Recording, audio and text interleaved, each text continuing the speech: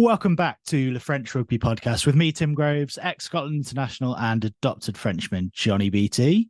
And I think they must be queuing up, Johnny, to come on after the World Cup. But we've got another South African plying his trade in the top 14 coming on the show shortly. Stade Francais' JJ van der Mescht is joining us to talk swapping South Africa for life in the French capital and much more besides, I'm sure. Firstly, how's your week, Johnny? Busy? No, mate, it's been awesome. World Cup is finished. I took 4 days off. I did absolutely nothing. Barely left the house. I think I was absolutely wrecked, as was everyone that was over there, or over here, sorry, socializing and working. So no, 4 days off, downtime, and just sort of nice to regenerate, mate. The kids were on holiday as well, so that was manic. The first few days got 1 day off. Jen and I did absolutely nothing, went out for a nice lunch and had a quiet day, basically. But no, it's been really chilled. Top 14 is back. Bit of normality back to life, which is cool. And yeah, been a quiet time. So no, pumped, energized, and recovered after the World Cup. And you did leave the house to do trick-or-treating. We covered that one. Any bonfires? No, we did trick-or-treating. So we went around Hossegor. And it's interesting over here because you don't go around to people's houses. Well, you can if you want, but they do it through the shop. So all the kids get dressed up. Each little town paints itself orange, so to speak, like a pumpkin, and then you go around all the different shopkeepers and they give the kids the bonbons, the sweets. So we did that, and then obviously we came home, put the shutters down, turned all the lights off, nobody came to our house, and just got on with it and ate all the sweets. So no, Halloween is done, and mate, all of a sudden Christmas is nearly around the corner. So one thing done, on to the next. Now trying to scrabble around, figure out what to get Christmas presents for the Santa job for the missus. But yeah, quiet times, cool. I like that shop's idea, far less invasive. I had a group of lads come round, not even on Halloween, not dressed up, trick or treat. Really, mate? What would you do? I slam the door in their face, mate. That's what I do. The weird thing is as well, like you don't even have to work for it now. I remember my mum, minimal effort, sheet over your head, 2 holes in it, you're a ghost, right? Go and tell jokes. You had to basically busk for your sweets. Whereas now, literally, the kids just run around, chap doors, and beg the shopkeepers for sweets. Sometimes not even that. Sometimes there's a bucket of sweets on the front door. Just take them. Well, if I was a shopkeeper, I wouldn't want the kids in my house either. I don't want them in my house. Normally, I wouldn't want them in my shop. So yeah, mate, hilarious. But so funny how they do it over here. Completely different to back in the day and the hoops you had to jump through at Halloween. Easy these days. And you mentioned back to proper rugby now. Glitz and glamour of the World Cup in the rearview mirror. Back to exactly what we've historically come to know the top 14 for as well. 7 home wins out of 7. Natural order restored, home wins, mate. But to be honest, as much as I loved the World Cup and everyone loved the World Cup, I have missed the top 14. I've missed the carnival nature of the tribalism of the different towns of Toulon going to Perpignan and playing, and the different fans and the different grounds. And also it's a seasonal change, right? So we've had this sort of summer rugby almost, apart from the last 2 rounds of the World Cup. Now you're back into the dark winter nights, the gloomy, the sort of marathon. Like they got 15 games back to back, but like great crowd, some awesome rugby at the weekend. But it's just what we know, isn't it? It's what we love. So good to see the top 14 back and the characters doing their thing on the circuit at the weekend. And you weren't surprised last week by La Rochelle losing at home to Cast. This week, they lost at Oyonnax. Should they be worried? Surprised by that?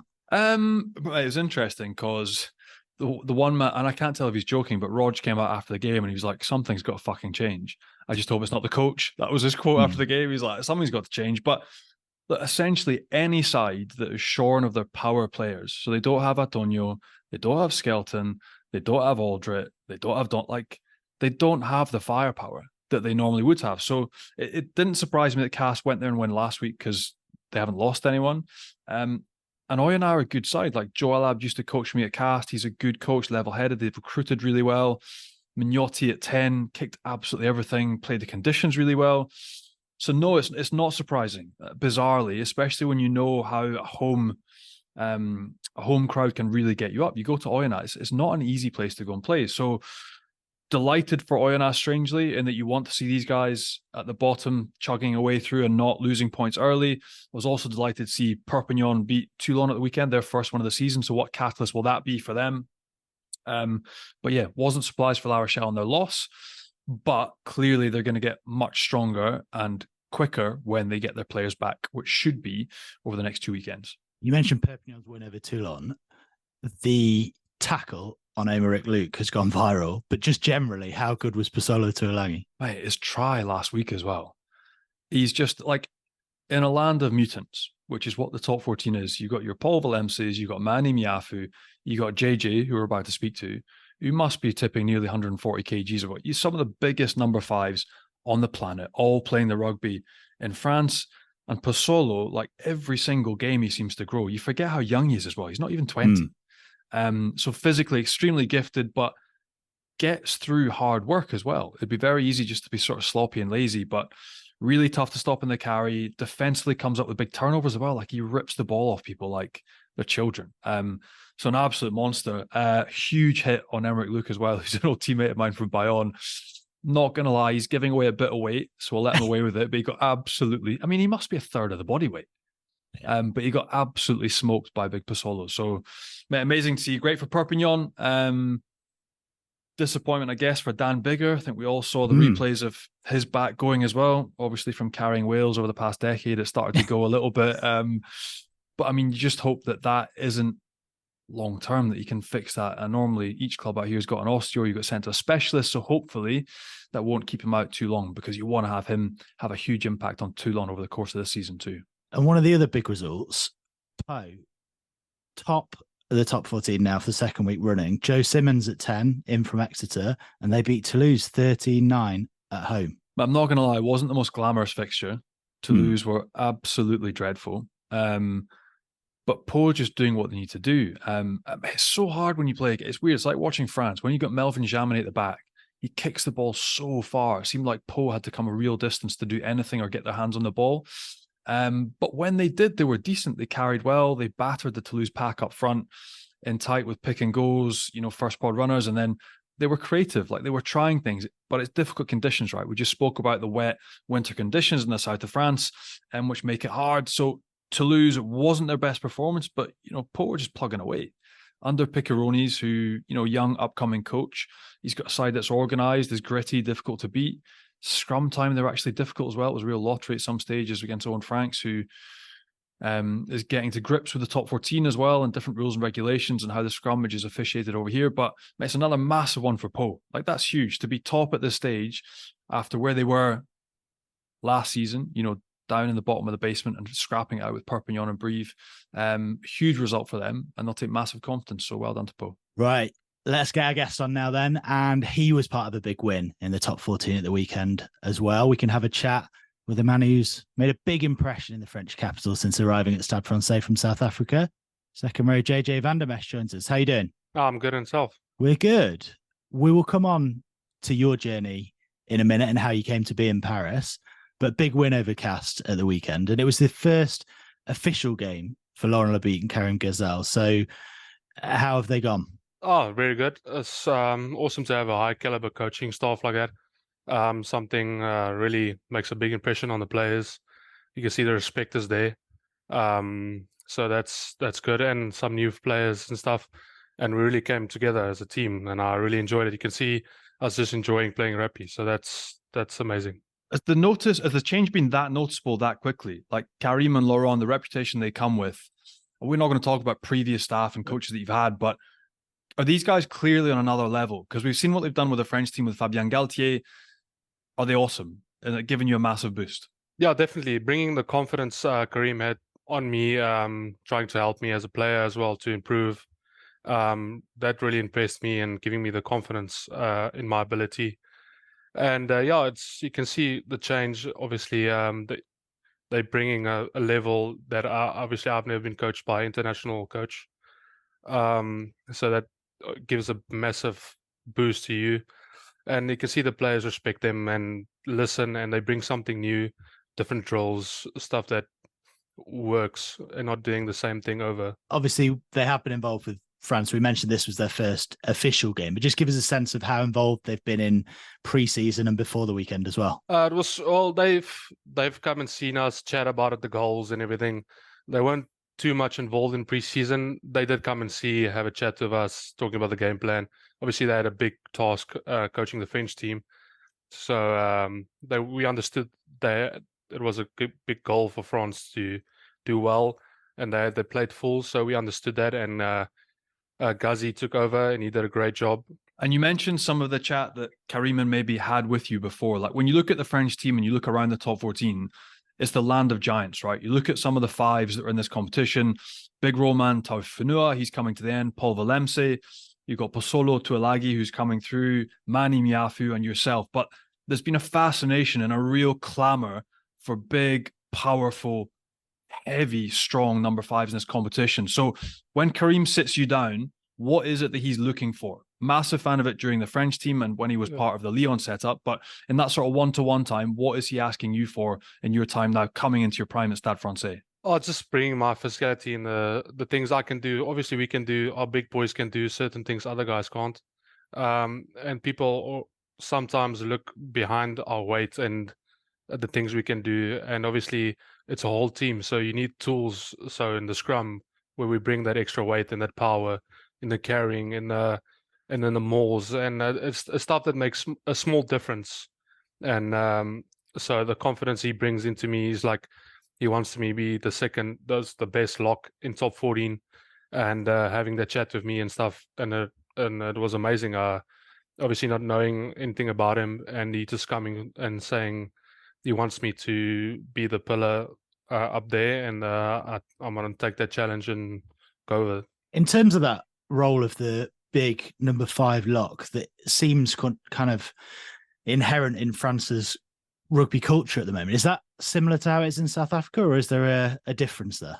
The role of big lock in South Africa was always there, but I think I surpassed that level of what they wanted. They have big locks that are obviously, they want him to be jumping in the lineouts and doing, like, obviously be everywhere on the field. So basically, like the number 4, moving around, running around more. And with us, we can do that as well, but obviously not as much as the other locks or the players in South Africa. So it makes it harder for us to set up to that level they want us to play at, where they overlook what we can do as a player, getting that go forward. And it's hard to stop our big boys, as you can see in the top 14, and with the mauls and the scrums. So yeah. I wanted to ask you also about Gonzalo Quesada. So a man that's left the club, he's now gone to Italy. How tough was it to look on and see your head coach go through what he had to go through last season, and that it was announced he was leaving, but you've got a whole year left to coach? And ultimately, you did a phenomenal job, played some really good rugby, got to the barrage. So what was that like, knowing Gonzalo was leaving? And I guess disappointment not to send them away with a title, but proud of the performance throughout the season. Like, how would you leave that? Yeah, it was tough for him. He's a great guy, great coach. Really, like I say, he works as you as a person. He really involved in what you need and if you're okay and stuff. Very great guy. I have massive respect for Gonza. Also, he's the one that gave me the opportunity to come to Stade, so I was very happy.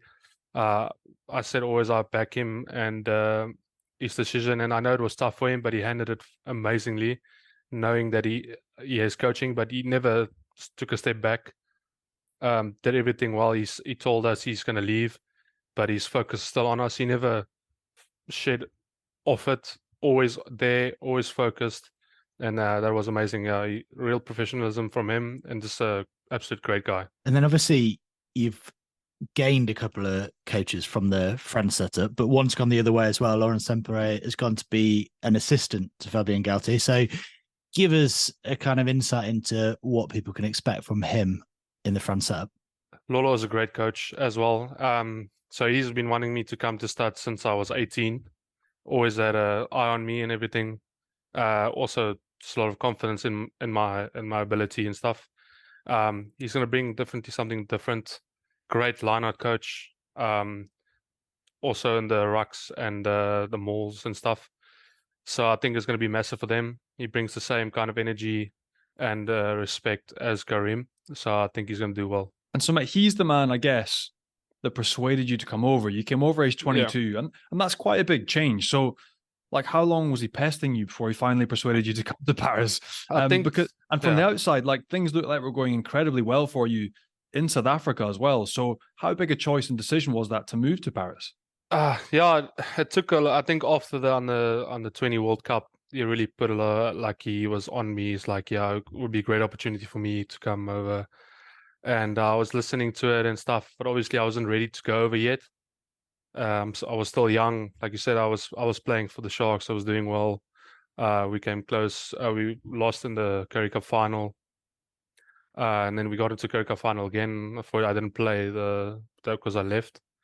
So it was going well. And it was hard for me because I wasn't starting as much at the Sharks. And the excuse is always there that I need to lose some more weight. And all those things that me and the head coach at the time didn't really see eye to eye. Because he wanted me to do things that I wasn't capable of. He wanted to play me as loose forward as well. Played a couple games at 7, and he really wanted me to take that role of playing lock and 7, which he wanted me to go to a weight where I was at when I was 16, and it was hard for me to go back to there. So I didn't play much. He expected a lot of me. So I think that was the final push for me deciding to go over and taking opportunity to come to Stade. And for me, I always wanted to play in the top 14. Didn't think I was going to come over so early. And it just was the final push. I think it was after the British Lions game we played against them. I think that was the final thing. Maybe it was my opportunity to go over and play against the best players in the world, and not just play, because at the moment we were just playing, because it was COVID, playing just South African teams, and I feel like I wanted to play in a bigger competition against different players, something that I've never done. And that was the mindset going forward. It's amazing, isn't it, Johnny? It's very kind of individual. If you had a different coach at that time, they wouldn't be asking you to kind of potentially play in the back row at times to lose this weight. Another coach would kind of value, and all of a sudden you find yourself on the other side of the world. And that's it. And you find also the fact that somebody's asking you, I'm not going to ask you what you weighed age 16, because it'll be more than I weighed throughout the entirety of my career. It would just be funny. I can tell you I was 125 when I was 16. Jeepers. So the most I ever weighed was about 107. And that was me eating 27 meals a day and weight training. And but every morphology is different, right? And that's it. Whereas your coach at that time wanted you to do something different and wanted you to be extra lean and become a hybrid. Whereas there's a purity and a real reliance on big, heavy, strong, powerful athletes that play 5 in the top 14. There's a real value to it. So that's it. The way it doesn't work. And again, you have to be philosophical. With every coach, there's ups and downs and disagreements, but it's something he doesn't see fits, but it fits perfectly in France in the top 14. They love their big physical athletes, and that's where you are. So, mate, it's cool. It's very, very cool. And that's it. You're now where you're appreciated. It was Laurent that brought you over. Now you've got a coaching team that's already said they want you to become the top lock in the league. That isn't going to be easy because there's some big boys you have to roll over as well, but it's that standing challenge. So it must be exciting for you. No, it's very exciting. Yeah, a big competition. Like Phil Skelton. And I know Paul, we grew up together. We're in the same church. So I know Paul Willemse quite well. Known him since I think I was 4 years old. So also another hero I looked up to when I was younger and stuff. And also a great guy to look up to, and what he's done coming to France. Also had a big opportunity in South Africa as well. And then he took the opportunity with both hands to come to France. And then he played for France. So I think at the moment that is my goal, to work hard, become one of the pillars of top 14, and then hopefully get an opportunity to play for France. Did you speak to Paul presumably before you made the move to get his advice? When you were both 4 years old and you weighed 95 kgs, when you had that conversation at church? No, he's quite older than me. So he was a lot older than me by then. I think I was still in primary school when he finished school. So I love this, Paul. Listen to this. Yeah, he's ancient, Paul. He's done. Compared to me, yeah. But yeah, was he helpful in making the move? Yeah, did he give you some tips? Definitely. And his mom, my mom were talking and stuff, and what it's done for him as a player and for his family and everything. So yeah, definitely one of the big things. And also chatting to someone like Willem Alberts, who was at the club. So yeah, definitely helped me a lot to make the decision. So let's get down to it then. You said it there. Part of the motivation, I guess, behind the move, Laurent obviously texting you, messaging you, saying, come on, do it from the age of 18. Part of it is, that is the goal, to play for France. Yeah, at the moment. Yeah, like I said, my goal is to play international. It always has been, and obviously I would have loved to play for the Springboks, but I just don't fit the portfolio. I've been to the camps. I played in the green and gold game. So I was in the camps. I played junior box. I played SA schools and all those things. And it was always a dream to play for the Springboks. But if the opportunity is there for me to play for France, I'll take it. How far are you from qualified, mate? This is my third year now, so obviously 2 years left. So because when we look around and we see Manny Miafu, who will be qualified, we're recording this today's Wednesday. He gets his French passport tomorrow. Yeah. But again, a huge excitement. And you mentioned there the Springboks, and that ship has sailed, but potentially an opportunity to team up with guys like Manny, with Posolo, and form an unbelievable second row that could go to the next World Cup and knock over the Springboks. Like, how incredible would that be? That will be amazing, yeah. I think the three powerhouses definitely bringing, especially against a team like South Africa with the physicality, where we can bring that and help the French back with that physicality, I think would be great. And have you had any contact with Fabien Galtier or anyone at the FFR at this stage? Not really. I had a chat to any one of them, obviously, because I'm still so far away from getting that opportunity. Obviously, chatting to Laurent and stuff. If I work hard, he said, obviously, you can never put that at the back, that you can play there.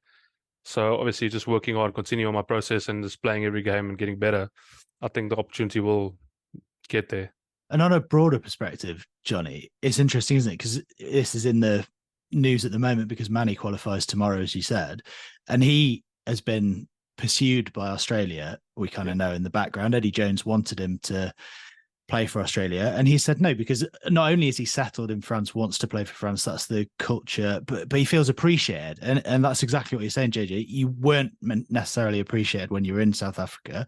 Who knows what's going to happen in the next couple of years, but that feeling of being loved and being appreciated really matters. Yeah, definitely. It makes a big difference knowing. I know there's a lot of good locks in South Africa. I'm not saying I should have been there, or like Eben and Lewitt and all those guys. Ergia is just amazing players. But feeling that appreciation, like you said, the teams, the fans, and everyone knowing your potential and what you bring, it makes a difference as you as a player. Like, you have the opportunity to get there, which is a massive boost, I think, to any player, knowing that you can get that opportunity, which you can see a lot of South Africans go and play for different countries. Because our competition in South Africa is like the amount of players with talent is crazy.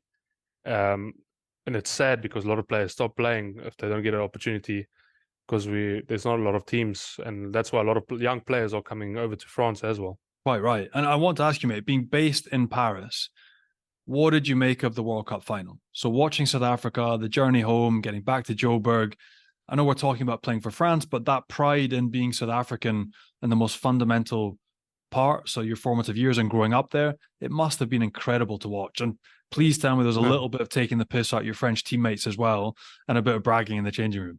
No, definitely. No, it's obviously something will always stay there, will always be there, and your family. And a lot of my mates that play for the Springboks and I played with, so for them as well is amazing. And just the people understand what it does for our country. Our country's not always together, and this is like one thing that it's amazing to see all the people coming together, and it's really something phenomenal. Like, I can't explain it. How people come together for sport is amazing, and I really enjoy it. The family, the fans, everyone. No, it was massive. Yeah, and I did take a piss out of the French team, guys. So especially, no, me and Jeremy, or I didn't have my Springbok shirt, but Jeremy Ward was wearing his Springbok top while we were watching the game before Bayonne. So he was wearing his Springbok top while we were watching the game. Did you all watch it together then? Where did you watch it? Yeah, so we watched it in the hotel because we were there the night before. So we were at the game the next day against Bayonne. So everyone's watching in the team room. So yeah, definitely taking a bit of the guys. Any bets flying around? We were chatting on last week's show. There was a couple of bets. Yeah, not really the French guys. I think it's more Guzzy So he said England's going to beat us. So obviously, with him, definitely, yeah. We're all against England, mate. We're all together. Yeah. No worry.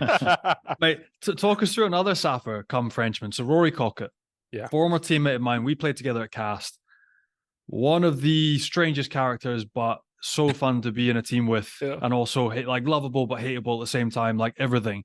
Talk us through his journey, because retiring, being a coach at Cast, then getting his boots back on, coming back to a preseason where he's a bit of a physical freak, so he probably wasn't even that bothered. And then playing against his former team Cast that weekend, man of the match. And I'm guessing that's him retired now. I don't know. But like, what's it been like having Rory, who was a one club man and detested by every other club in the top 14 in Paris? What's that been like? It's great. Like you would know, he likes talking. He does. Loves taking charge, taking the piss out of me a lot. Always on my ear. So yeah, his physicality is always there. I think he was working on the farm in South Africa and stuff, so he was probably fit.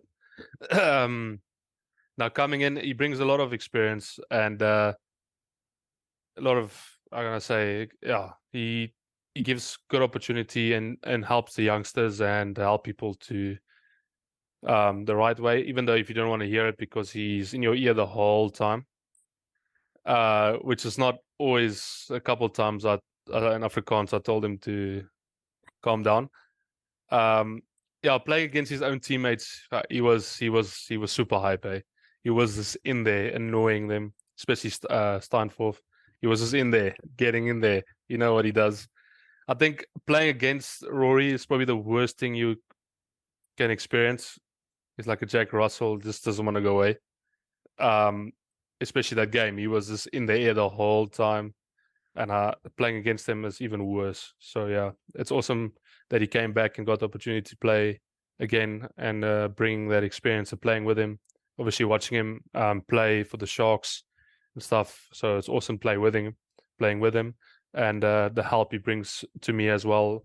Things that I worked on with him, helping me in my carries and stuff. So that's great. And I think he's still with us till December. So it was awesome playing with him and getting the experience of his wisdom that he got. I don't know where he got it from, but yeah. Self-designated wisdom, that's what you call it. And you've got it till 100%. December, so enjoy it, mate. Yeah. And mate, give us examples, because like, mate, I've played with him, played against him. I love him. I think he's hilarious. Yeah. But what kind of crap was he giving Big Tom Staniforth at the weekend? Because Fuck. on the field, sometimes he's just impossible. And even when he's on your team, you're like, mate, shut up, stop it. But it's incredible to be part. So what was he giving Tom at the weekend? No, just giving him the year. Like every time Rory tackled him once and just fucking lying on him, and sorry for swearing, just getting on him and like pulling him, like, yeah, come on, you can carry better than that, and just stealing the ball, talking to the ref. Even the ref had to, even I'm like, Rory, please just calm down, mate. You're going way too hard.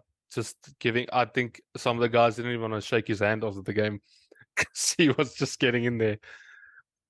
So it was funny, and at training and stuff, if you do something wrong, or he loves doing his own thing. He's like a coach. He'll always have to say the last thing. So yeah. Oh mate, he's some boy like that. Yeah. And the thing is, you just have to. It's just Rory. Yeah. And I had a really good catch up with him. Actually, it was Toulouse against the South Sea Sharks during the Champions Cup last year, and he was trying to figure out what he was going to do. Was he going to go home and coach? Was he going to stay at Cast another year and coach? But this has just been a complete upside down opportunity. And so very cool for him that he's still fit enough. So why not? Yeah. Like he's a good player. His technical skills are unbelievable, but it's that nuggety Jack Russell, horrible, gnarly little nine that he is, and he's physical with it, and he's abrasive. And it doesn't matter if you're opposition or on his team, you'll get it no matter what. So, mate, I loved him as a teammate. I find him hilarious, but he also wins you games. Like when you have that sort of niggly side that's, niggling away at your own side, you have to remember, like, how many holes has he dug us up? How many games has he won single-handedly with a snipe down a blind side, with a drop kick from the halfway, or an outstanding kicking performance? So he's one of those guys that's lit up the top 14. One of the most, I would say, how to describe him as a teammate, like just a proper character. Yeah. I think everyone now is really safe, but Rory's just Rory. He is the Yeah. way he is, says what's on his mind, and you got to enjoy it. If you don't know him, I think it's tough to Oh, get along with him the first horrible. couple of times. So yeah, I just feel bad for the fly-off that ever plays with him, because he'll tell the fly-off what to do. He has a certain reputation from the outside, but it's good to hear he grows on you when you're within that environment. No, 100%. If you know he doesn't change, you know that's his personality, and you know it's not just an act. That's him through and through. He's never going to change. For a guy that can almost be my dad, he has more energy than I've ever had in my life. He never stops, and Machine. probably the most physical 9 I've ever played with, like making big hits, stealing balls, and not afraid of anything. The jackling. It's Yeah. the amount of turnovers he gets. So like a team will make a lot. half break, and most 9s are like, I'm going to sit in, second back, coverage and wait for the chip. Like if a line break's made, he's up. He just tracks the ball straight in behind that ruck. He's incredibly supple. Like I'm not sure if you've seen the way he works out. Like he's so flexible and strong. So like he gets into these positions, and like I mentioned, the ball carries and the goal kicking and but the amount of jackal ball he wins for every team, like he's a freak show. So great dude. Miss him. Looking forward to a beer soon, Rory. Catch you soon. From one scrum half to a slightly different type of scrum half, Morgan Parrott, who has gone from playing to coaching, and you've seen that transition. That is a tricky gap to bridge. I mean, how is he getting on? Has he been removed from all the players' WhatsApp groups? Is it Sir Parrott now? What's it like? As soon as I heard he's coach, I didn't call him Morgan anymore. I just said coach the whole time, just to see what he's gonna do. Great player. Vision is amazing. Like the things he sees in a game is it's crazy, and especially for me, like running that lines, it's obviously sometimes difficult to get that ball to me with guys getting that ball to you is, I don't know how he does it. His kicking game is phenomenal, and as a coach, his vision, like I said, his vision and his rappy brain is so good, and coming up with the strike plays and the plays. It's very good. No, I must say, and the transition was good because the guys have so much respect for Morgan that they don't take the piss out of him or like, oh, he was a player with us. That I think the respect since he's got there was always there, and even when he was playing, he took a role of a coach, saying what, and the guys always listened. So I think it was quite easy for him to do that. Yeah, we've spoken quite a lot about Morgan over the years, Johnny, and I suppose if there was any player that you kind of looked at in France and were like, he's going to be a coach, Morgan would be it. Yeah, again, it's the sort of blend of, I guess, superlatives that we've just given Rory in the sort of, he's got that drive, like incredibly driven and competitive, but wonderful technical skills and vision at the same time. And obviously that changes as you get older and your game slows down. But in terms of reading a game, organizing a backline, like these boys are clearly going to become 3/4 line coaches and backs coaches initially. And then the little competitive nature to all these Jack Russells is they want more. They want to become head coaches. So each and every one of them that's going into these roles at the minute, you look at Jean-Baptiste Elisal down in Montpellier, Rory Cockett, wherever he's going to end up after this contract. All of these guys are going to end up somewhere. And the weird thing is, mate, like you've actually got quite a bit more change to come this season as well with the players that have either touched down. So you got Zach Henry, who's come from Pau, a great English boy we've had on the podcast. You got Brad Weber, All Black, who's going to come make an impact as well. Joe Marchant coming over from England. So you've got loads of these different players that are going to come over and add a little bit of, I guess, stardust, if you want, to what now is like a settled team that is playing well, functioning. So I know you'll have done it at the start of the year, but aims, hopes, aspirations for this season, obviously a title, but realistically top 6 and then see how it goes. But yeah, what are you looking at? Yeah, definitely top 6. Focus massively on both comps, not just focusing on one. Usually they focus on one, grabbing the opportunity in both aspects and see. Obviously, we have a massive pool in the championship. Sale Sharks, Leicester Tigers, and Stormers. So easy games. Yeah, playing against a lot of Sapphires in the Sale Sharks guys I played with, especially good mates, the Priya brothers. So Yeah, no, our goals are definitely set well, and like someone like Brad and Zach and Joe coming in, bringing that extra. Zach has already made a massive difference. A great player, great vision as well. Communication is just amazing. His communication is great. Obviously, speaking both French and English makes a massive difference between someone like, obviously, with Brad coming in as 9, and with Jeremy, and now with Joe.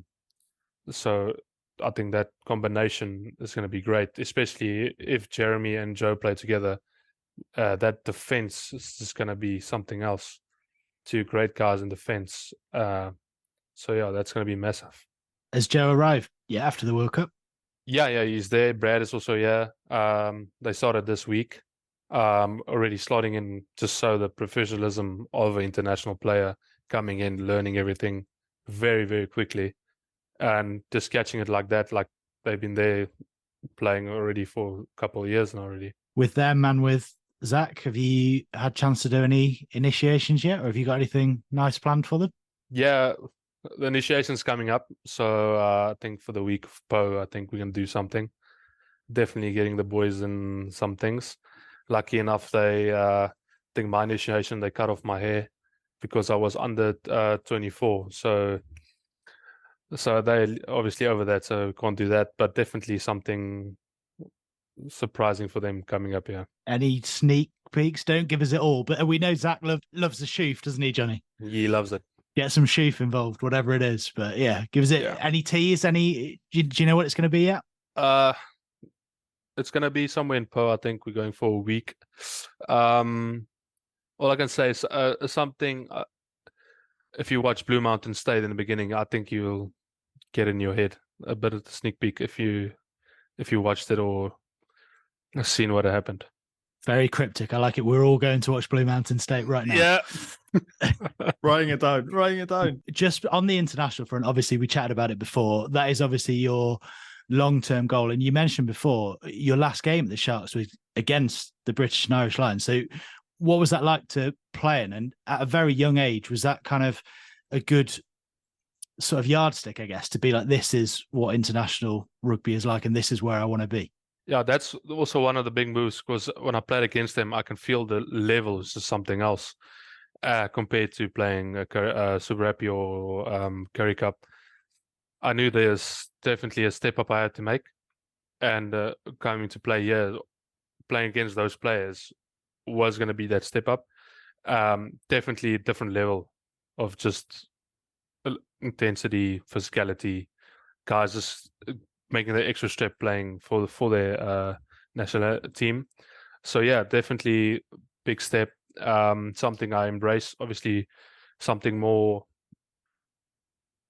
like a goal to set to get to that level.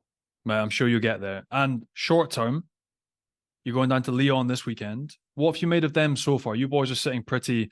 We talked at the start of the podcast, 7 wins from 7 at the weekend. You guys are away from home this weekend to Lyon. They're down in 8th, but you've gone through your analysis Monday, Tuesday, looking ahead, team run coming up. Like, what are you going to have to do to go to Lyon and come back with a win? Yeah, Lyon, very good team. They can punish you from maybe their counter-attack is a very good offloading game, phenomenal. So obviously stopping that. We said I could focus on our defense with Ghazi and stuff.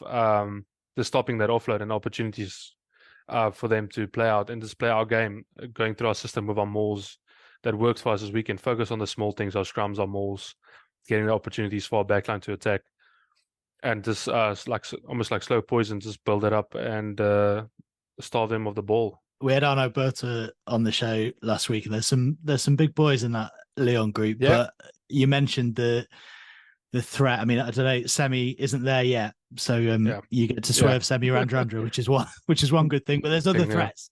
You look across that Lyon backline, and David Niniashvili, you mentioned him last week, Johnny, tearing it up at the moment. The threats they have in that backline is obviously like Randrada is not there yet.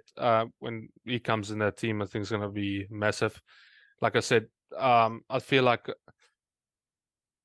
stopping their backline is obviously key, and not, like I said, starving them a ball is important. Not like kicking too much, giving their opportunity, because their counter attack is really good. Like they their players can punish the individual brilliancy of that team is crazy, and it's something obviously we looked at and worked on and stuff. And I definitely we have a plan for them, and I think it's going to go well this weekend. Guys are ready. Like I understand for the first time, I feel like everyone this level, if you don't get picked, there's a goal we set and everyone's in that goal. So it's not like, oh, I didn't get picked, I'm a bit down. Everyone works hard. The team that's not playing is putting that effort to give us that, I'm going to say, same standard. Like if we're on the fence, going full on, helping us to prepare, and everyone knows the goal and understanding everything. And I think that's a massive difference this year. Slow poison. I like it. That was the bit I retained. It was the slow. I've never heard that before. I'm going to use that. I love it. Forwards use it a lot in the scrum, so definitely don't always have to dominate in the beginning. Slow poison, legs have to get tired sometime. JJ, good luck this weekend and for the season moving forward. Thanks so much for coming on, telling us your story, and hopefully we'll have you on again towards the end of the season next year as you move closer to that dream of hopefully playing for France one day. Thank you for having me. It's been awesome chatting to you guys. And yeah, definitely coming back on after the season and having a chat with you guys. And thank you very much. Thanks a lot, mate. Cheers. Slow poison, Johnny. I like that. Really good. You hadn't heard it. I hadn't heard it, but we're both going to use that one. I'm not sure where I'm going to use it in what context. It's probably going to be seeping into this house. I was going to say at home, I reckon it's more useful than in rugby. Sapping. You kids are freaking slow poison. But man, yeah, awesome. Like totally refreshing in that he's not somebody I've met or played against in the flesh, but commentated on a lot. He's just a unit. He's absolutely massive. Like when you're commentating and you see like people warming up to go, he just looks different. He's so much bigger. So he's another version of Manny, Yaf. He's another version of Big Paul Willemse. He's just a unit, but great to get to hear what makes him tick behind the scenes. Like interesting guy. Again, the fact that he was taken so young, they had high hopes for him. They wanted to get him in the academy, make him GIF, which we're going to see, like he mentioned, more and more.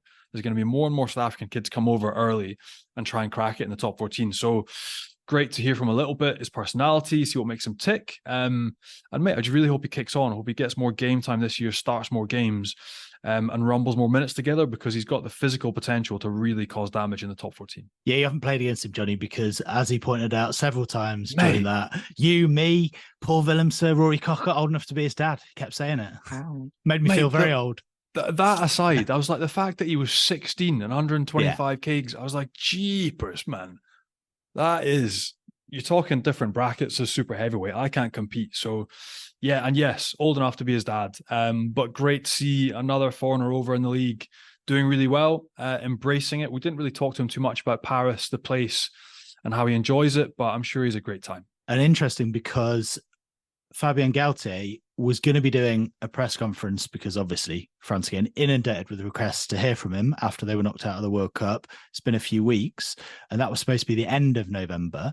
And now that's been brought forward to today after we're recording. So we don't know what he's going to say, but sort of relevant. I know JJ is a few years away, but Manny Miafu qualifies tomorrow. Posolo Tuilangi ripping it up. So whatever he has to say in that press conference, maybe you can give us an insight, but there are some very bright things on the horizon. Yeah, there's also key, well, that's one, you just touched on it, but the key positions that are going to need to be filled. And he's already given like an outline of what he's going to talk about, so we can give like a brief and we can look for and talk about it next week. But like one of the biggest ones is going to be like Winnie Antonio is obviously retiring. 2 5s are retiring. So Paul Willemse alluded to the fact that he was going to retire. I don't know if he is.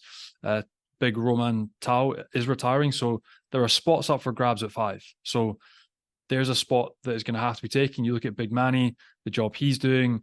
Posolo, are these boys going to be brought straight into the Six Nations? Probably yes. And they're building now for the next World Cup. They want to win these games and challenge in the Six Nations. I can see Manny starting at 5 and a guy like Posolo given game time off the bench. So it is going to be very cool to see what Fabien has to say, but he's going to debrief loads of different pieces. Like he has to give his explanation of why they got knocked out. So he's going to have to go through the nuts and bolts of the game. He's going to talk about the refereeing. He's going to talk about how they looked after the injured people, be it a Paul Willemse, be it an Antoine Dupont, the lack of substitutions, the relationships with the new people that are coming in. So Arleta's backline coach, Semperé, the new forwards coach, what are they going to be like? Is there going to be changing style of play? There was a lot of talk about how France were very good without the ball. And then all of a sudden, when they were kicked loads of ball and they had to play with it, they fell apart with 65% possession. We say fell apart, they lost by 1 point. But you know what I mean? The 3 games in the past 24 months that they had more than 50% possession, they lost the game. So is there going to have to be a change there? They're going to have to, he's been told he's talking about life without Antoine Dupont. So if Antoine Dupont goes off and plays the Olympics, what are they going to do without Antoine? Of course. Loads of different bits. So, mate, there's loads to cover. Super exciting. But the positive bit for me is now, who's going to come in? Who's going to take the chance now to come in and be a new big player in a French team that is very well coached, and who can take to the next level? Because that has got to be the aim, right? How do you win the next Six Nations, and how do you look ahead to Australia in 4 years' time and get better? Which they ultimately, clearly, I think, can go further than a quarter in 4 years' time. They could win it. They're one of 4 or 5 teams at the minute that can.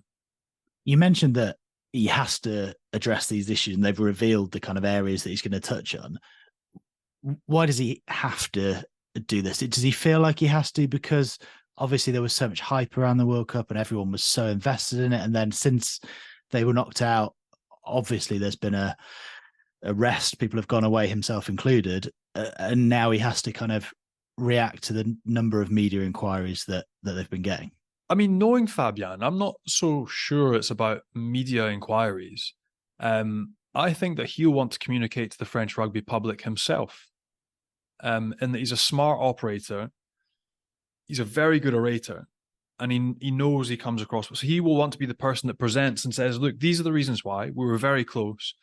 We had a chance of winning this. It just didn't quite go our way.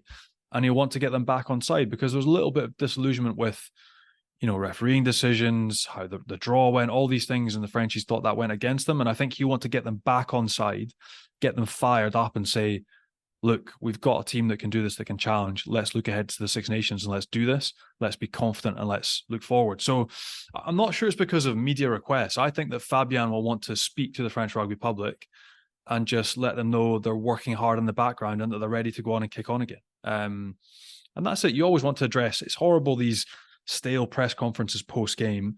You want to do something that he'll want to do on his terms. And I think that's what it will be this afternoon. And you mentioned they lost by a point. They were so close. They played very well during the tournament. They were the host nation. Everything was buoyant. And for the previous couple of years, they've been brilliant. So this seems incredible to say, but there have been a few articles saying the honeymoon period is over. Clearly, there's a new challenge now, and how he takes them on for the next 4 years. He's obviously staying. But is the honeymoon over? Is he under a bit of pressure now, or is that just media talk? No, that's media talk. I mean, people that are under pressure, like Eddie Jones, he was under pressure, mate, and he's gone. Like, Fabien Galtier is clearly the best coach in France, and has got them playing better than they've ever played. The unfortunate nature of the draw meant that they came up against a South African side that is also very good, but that game could easily have been a final. So I think there is an understanding and appreciation for Fabian, for the staff, and for this generation of players that they've got, and that they can keep them at the top table. You know, they can keep them in the top 3-4 rugby nations over the next cycle easily, with the under-20s generations they've got coming through, the coaching staff, the prep, and the time they get together. So no, I don't think there's any real stress or pressure on Fabian's job at all, because he's been top class. Right, we got loads of juicy gossip to talk about shortly. So many rumours in the top 14 at the moment, already at this stage in the season. But first, let's find out what your meter moment of the week is, Johnny. We've talked about him at length in that podcast, so I'm not sure it'll be a surprise. We could have had Perpignan, their first win of the season. Posolo Tuilagi, absolutely smashing boys. There was actually loads of individual performances as well. Yeah, Miotti, who was phenomenal for Oyonnax, we touched on him. Maxime Lucu for Bordeaux, who are looking good now under Yannick Brou. Yato and Fritz Lee, the back row for Clermont, they were pretty freakish as well. Collingar, Racing, after a couple of riddled, he wasn't ridden, he was riddled with injury for a couple of seasons. But it's old man Cockett. It's Rory Cockett, mate, playing against Cast. Don't know how he's back playing, fit as a fiddle, goal kicking, turning ball over, smashing boys in defense from scrum half. Probably it was just classic Rory Cockett. Phenomenal individual performance, massive win for Stade Francais as well at the weekend. So the meter moment of the weekend is that man, Rory Cockett, an absolute freak show. and he would have loved every minute of it. 100, especially against Cast. That's the thing, mate. You got to think he's been in France since 2010, 2011. Yeah, I think so. All of it at Cast with the team management, with those players. He's been there. He knows them all. He's taken the piss out of them every single day at training. He's been on top of them. He's annoyed them. I mean, what a time he's had. So to get them in Paris, to knock them over like that, like it was a humiliation. So he will have enjoyed it. He didn't show it too much at the end, but inside he will have been absolutely purring. There we go. That was Johnny's Meter moment of the week. And Meter is the world's #1 wireless meat thermometer, recently making over 20 million cooks better with a game-changing app and completely wireless Bluetooth meat probe. You can use it on a barbecue, in the oven, or in a pan, and you can get your hands on one at meter.com. Plus, you can get 10% off any full price item. All you have to do is enter the code FrenchPod10 at checkout. That's FrenchPod10, and you'll get 10% off any full price item at meter.com. Teed it up, Johnny. Rumours galore. Where do we start? There are so many to get through. And again, some of these have already been signed. Some of them are rumour mill, but you know the way it works in top 14. If it's in the rumour mill, it's pretty much as good as gold, isn't it? Well, interestingly, on that point, I thought we'd have a bit of fun. We mentioned last week that they were sort of starting. There are a few in here that might be done and dusted already, that have been floating around for a while and we just haven't quite covered yet.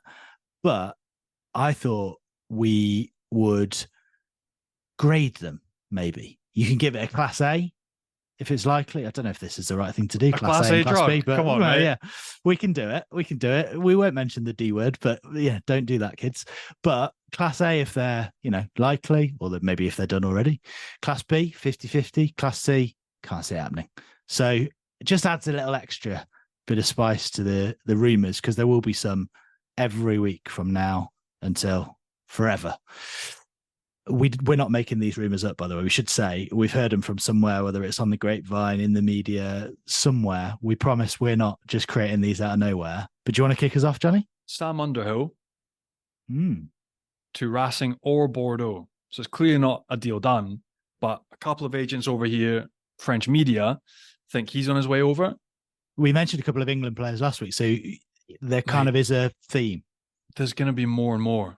Like with what's happening with salary cap in the Premiership, the loss of 3 sides, they have to go somewhere. And that's it. So they won't even, I don't think, be that expensive for the French clubs to pick up. Junior Kapoku, he's signed for Racing already. That's been announced and done. So Junior's a Class A. I'm sorry, I'm sticking with this, Johnny. You're probably not a fan of this. It's Class A, Class B, Class C. Hey, Sam Underhill, that's done. I don't know. Who knows? Like, that's just I don't know. It could be agent talk. Could be trying to drive up a bigger wedge at Bath, or it could be something in it. Are you giving that? The wedge at Bath all gone to Finn Russell, mate. Sam Underhill's got to go somewhere to get some wedge. So, no, like once it starts seriously talking like CVs are getting pushed around various clubs in France, that means that player's coming to France. So I would say Sam Underhill, that's a B, coming to France. Junior Kapoku, he is signed for Racing. Will Collier to Cast? You heard that one? Yeah, from Quins. I mean, he's been there his whole life, so maybe breath of fresh air, bit of a change. He probably get, like you say, he's a seasoned prop in the Premiership, but he's probably not on a massive wedge. But for a couple of years at the end of his career in France, he'll probably get paid significantly more. You'll take it. So that's a possible. We'll give that a B. Class B. There you go. A B plus. Yeah. The other one we talked about last was Cal Sinclair going to Toulon, and that's looking like it's picking up real traction. I can't decide if that's a good signing or not. Scrimmaging weaknesses? It's scrummaging. So I'm like, you come over to the top 14 as a tight head prop. They don't want you to pass, mate. I mean, if you can pass, that's great. If you can tackle, it's a nice bonus. But your meat and drink is you're here to scrummage in the hardest scrummaging league in the world. So it looks like it's going to be done. But is that going to be a deal that Toulon are going to be happy with in a year? Let's hope so for Kyle. But on the evidence of recent scrummaging, risky. Remy Baget to Cast. That's deal done from Bayonne. So that's an A+++. Spoken to him about that. He's definitely going. We also talked, I'm not sure we did talk last week, but Mateo Carreras, who's been flying for Argentina to Bayonne, a 3-year deal. So that was announced by sources in Bayonne last week. And now they're saying actually he hadn't signed the pre-contract. So verbally he said yes, but his CV is still piling around other clubs in the top 14. So that would make me think he's not going to Bayonne. Another Scot coming to Toulon, Blair Kinghorn. You've already got Ben White down there, but Blair Kinghorn apparently is making a move down to the RAD. I'm going to give that a B. They've said his contract is definitely up at the end of the season, and given what we know about Scottish rugby, I suppose would make sense. Again, like money talks, and if Ben White's gone down there, you would think Blair Kinghorn might want to change the scenery, not necessarily Toulon, but there's a difference though, because Ben White was because of London Irish in this situation, True. right? Whereas with Blair Kinghorn, he's first choice fullback at Edinburgh. He's nailed down now to be the starter with Scotland. So yeah, it's an interesting one. It's an interesting one because you can leave and it can't go well. Whereas at the minute, he's got absolutely everything ready to fire with Scotland. So, mate, I'd love to see him come over and do really well, but not 100% confirmed. So I'm going to give it a B. Joris Seconds, the Bayonne from Stade Francais, that's already been confirmed. So we're going to give that an A. Jasper Visa to Stade Francais. We just talked to another Safa who neither confirmed nor denied. But that is swirling around French media everywhere as well, that new coaches at Stade Francais want to take him to Paris. So I'm going to give that a B++, because I think they're looking for a big ball carrying 8. Joe Jonas to Stade Francais as well. My favorite Jonas brother, wonderful singer from Biarritz. Mate, he's outstanding. And there's been loads of clubs after him as well, like extremely talented, gifted, creates something out of nothing. Joe Jonas, a hell of a highlights reel, but you will have seen a lot more of him than most week in, week out. I mean, that would be a great move for him, wouldn't it, Stade Francais? Yeah, and it's the move that Hamdawi made from Biarritz up to Paris maybe 5-6 seasons ago, and he's absolutely flown. And look, Biarritz isn't stable, man. Like, I've got mates that are there in the coaching staff. I know the president to bump into and say hello to, but like, it's tough with everything that's going on there and the uncertainty around, you know, the background of the club and what's happening and who's backing it and are they going to sell it, and they haven't recruited. So that'd be a good move, I'd say, for Joe Jonas. So I'm going to give that an A-. Not sure if this is mixing with your coding system, but I'm trying my best. The minus and pluses are adding something. I like it. Yeah. Michael Alalatoa to Clermont as well. That's another one that's been swirling around Rugby Rama and French media this week. Again, that's probably because Christophe Urios is looking to recruit and stamp a bit more authority on this side. I don't know. Like, again, like it's another tight head prop that isn't the traditional mold for France, in that he's quite light. Like, he's an athletic, tough, big boy, but normally your tight head props in France are your absolute scrummaging beasts. So wait to see if that happens. One that has been confirmed is Baptiste Chouzenu, an old teammate of mine who was at Bayonne. He's been up at Racing 92, done really well. He's signed to come back down the road, so that is a guaranteed. Jean Klein, a lot of talk this week back home about him being released potentially from his contract at Munster and moving straight to Lyon or coming at the end of the season. And that, you hear a lot of people are unhappy at Munster. So you've got to think there's a little deal being done, maybe a buyout of a contract, and maybe he's coming straight over. So I'm going to give that an A- as well. And mate, the other one is Demba Bemba from Lyon to Racing, which apparently is a deal done. So that is an A+++++++. But mate, how many is that? I think we must have done something like 15 deals there. I reckon there's probably more, but those are the big names. Those are the big ones that we might see happening in the coming weeks. They might not be announced for a while because, you know, formalities. Mate, the other thing to add is, like, say Baptiste Chouzenu, who's a mate of mine. He has already announced that is for the end of this season. Yeah. Like, all these deals are like, we're only 5 games in?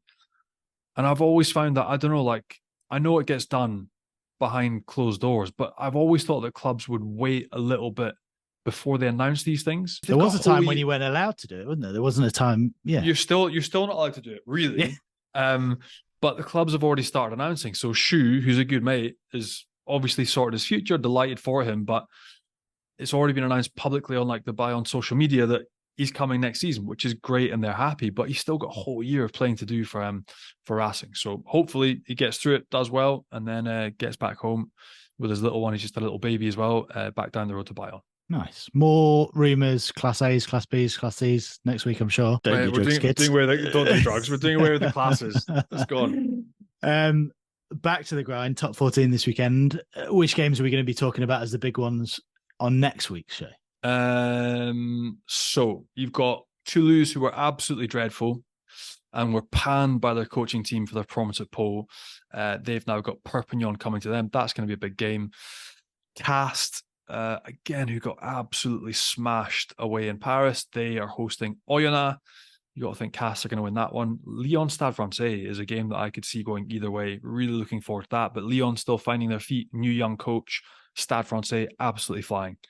You can tell just by the injection. JJ was saying new coaches, different attitude, super professional. I think that could go either way. That'll be a big game. Montpellier, Clermont as well. Clermont, again, the boys they're dripping in. They've got boys back from the World Cup. There were George Mawala, who barely played, Fritz Lee, who's outstanding at the World Cup. So depending on what side they put out, that'll be a huge game as well. Montpellier under a little bit of pressure. They've already lost once at home. Pau Bordeaux, I know Pau won against Toulouse, but I could see Bordeaux going to Pau and turning them over. Bordeaux looked really sharp. So Thibaut Giroud, Yannick Bru, and you look at the list of boys, you had Damien Penaud watching that game from the stands, but Biaï Barré was playing. And if everyone's fit, their backline is terrifying, isn't it? Unbelievable. Moefana, Maxime Lucu, who was ridiculous at the weekend, Mathieu Jalibert. The back three is outrageous. And that's what I'm mentioning, guys like Pete Samu and guys that have rocked up from Australia to bolster up front. So they are going to be hot this year. La Rochelle, Bayonne, mate, La Rochelle need to win. They need to get some of their players back. Hopefully they've been back in training this week. We saw the Toulouse boys have been back. So you got Anton Gelange, Anton Dupont have all been back in Toulouse. You got hope for La Rochelle. They get their team back and they get their confidence, because these games are going to come thick and fast. They then got Champions Cup rugby coming as well. And Toulon Racing, which again, Toulon lost that game. They've just lost Dan Bigger. For how long? We shall wait and see. But mate, that's going to be a massive one. You got Stu Lancaster, who's got that Racing side properly purring as well. I know they won last minute. I mean, that could have been meter moment. Tristan Terrett, try on the buzzer, conversion in extra time to win that game at the weekend. So they're on a high as well. But Toulon, they need to sort of get back to winning ways. So mate, looking forward to it. Loads of top 14 action to look forward to this weekend. Loads of class games. And yeah, really looking forward to it. Loads of Class A games, you're right. Well, you mentioned them all there, I think. So yeah, you're right. We're going to talk about all of them next week, Johnny. Why not?